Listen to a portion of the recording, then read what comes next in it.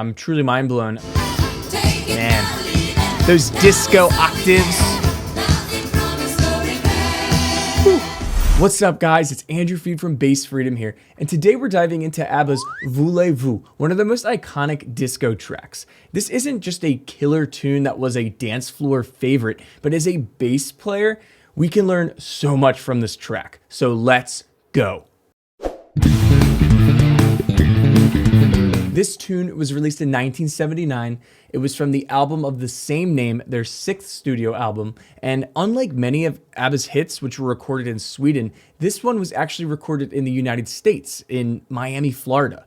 And what was also different was the backtrack of the band, the session musicians that were hired, was a disco band called Foxy. This means that the original bass players, Rucker Gunnarsson, Mike Watson, were not on the studio track. So that was really interesting. I found out someone named Arnold Passero, sorry if I didn't say that right, played bass on this. So I've done several ABBA videos on my channel here, and people seem to like these, so I definitely wanted to keep breaking down their notable hits, and I've become a massive fan of these bass lines. I even met Mike Watson. He was a really cool guy who invited me out to his tour where he plays with his ABBA tribute band, and I got to meet him and see his bass, and we're gonna collaborate soon, and I'm really looking forward to that, so keep a lookout. This is from the 1979-1980 tour, and Rucker Gunnarsson was playing bass here. Let's go.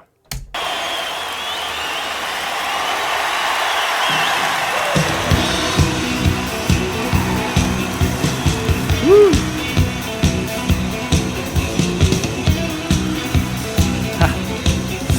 What an outfit. Great riff. Now we got that minor vibe. E.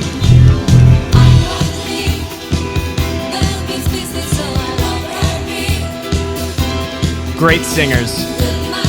Solid bass line.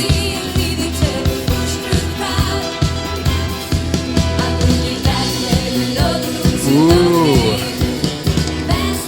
There's some crazy theory going on here. Such a cool scale.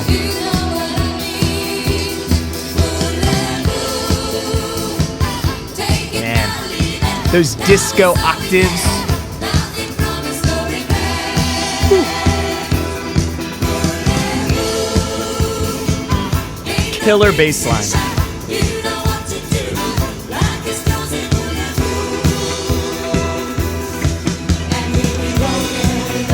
All right, so that first part of the song is crazy.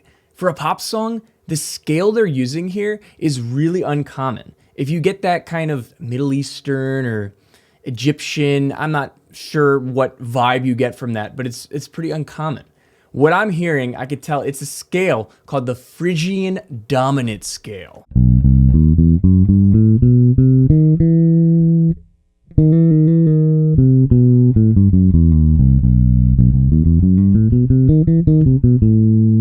Even as I play the scale up and down, it gives that Voulez-Vous vibe. So that is so unique. You don't hear this in pop songs. A disco song, I mean, it's not the most common scale in popular music. It's actually derived from the harmonic minor scale. If you don't know too much about theory, that's okay. I'm gonna mention it, but it's cool to hear the why behind the music, even if it's over your head. I'll try to dumb it down, make it a little more digestible, but this is a really cool thing we got going on here. It starts off over this B major chord.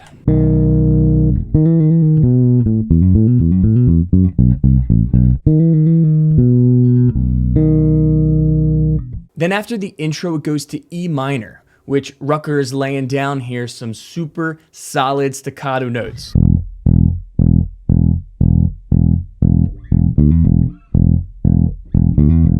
Don't let that intro fool you. It's actually synth bass and guitar, which is doing that cool riff. The bass isn't actually doing that. If I bring in here the isolated track, check this out. If I just played bass and synth, you can hear.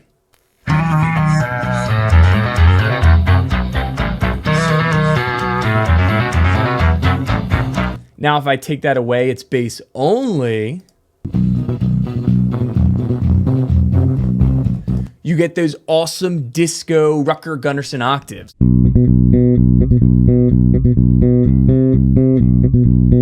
I'm not playing it exactly like he is, but those octaves is a really common disco approach, and it's hard to do. Check it out again.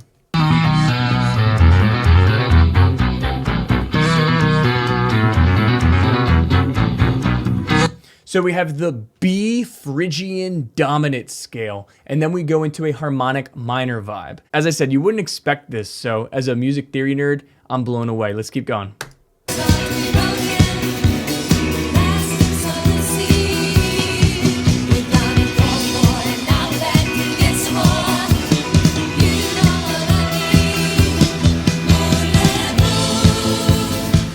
They were so tight live, those octaves.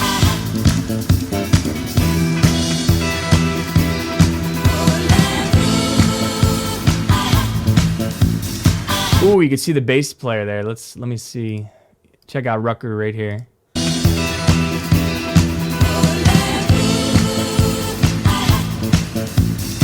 I was going, all right, so this is A minor over this Voulez-Vous part, Voulez-Vous.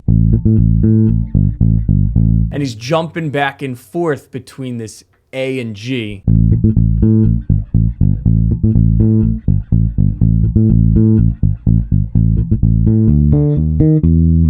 And he likes to crawl back into wherever we're going. Whatever terminology you use, it's a very common disco approach.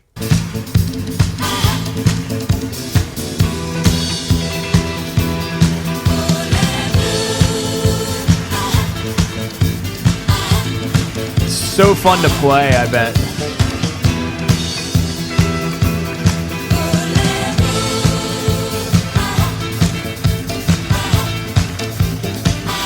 They look great.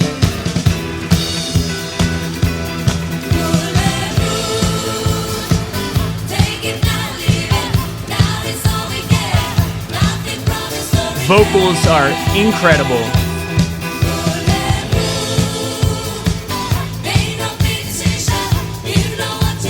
It's one of the tightest bands I've heard live.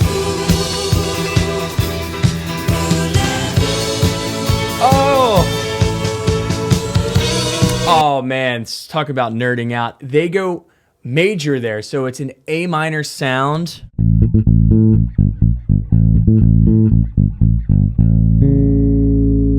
They go major, which is a really cool way of bringing us back to the intro. It pulls us there.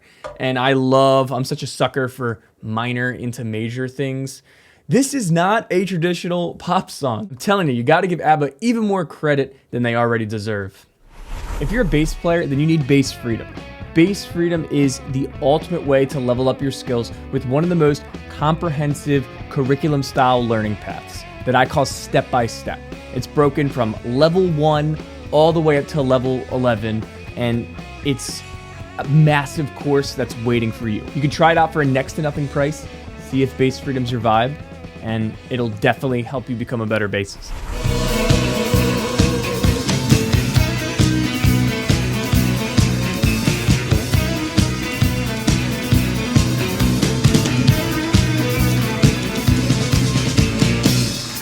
Oh, that was it. That's short. So that's a short live track. I'm truly mind blown. This is a B Phrygian dominant scale.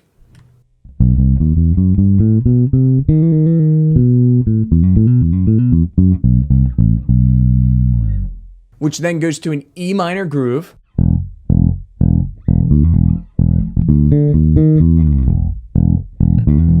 There's a lot of other chords that are happening over top of this E minor, and it gives that harmonic minor type of sound.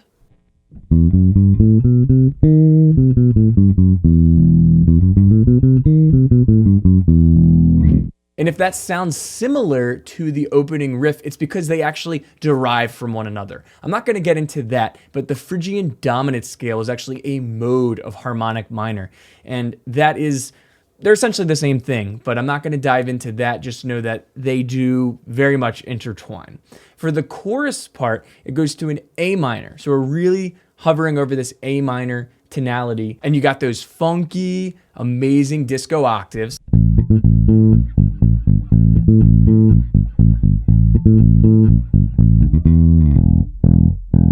I like how when it goes to the E minor, he tends to play those quarter notes, that bump, bump, bump, bump. And then it's a good blend of kind of flashy, busy, funky with simple quarter notes.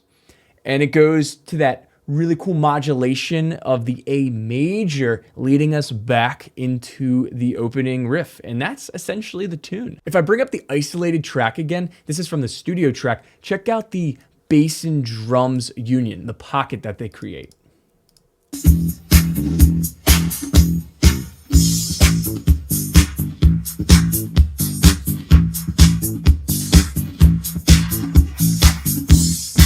Quarter notes, funky, syncopated. Back to the beginning. I know the AI makes the isolation a little underwater sounding, but you can get the gist of what Arnold, Rucker, all these guys on bass were doing here. It's fun to play. As a bass player, if you're telling me that I was in a band like ABBA touring in the 70s and 80s, that would be the dream job. I mean, it's fun. It's difficult, more difficult than you think with these modal songs. Obviously, this one's definitely a little more unique compared to their others, but I'm a huge fan. I genuinely think that this tune is one of a kind, and you're not going to hear another disco song like this. I thought this remastered video looked incredible, and if only these fans knew what they were seeing. Like, ABBA did not tour a lot.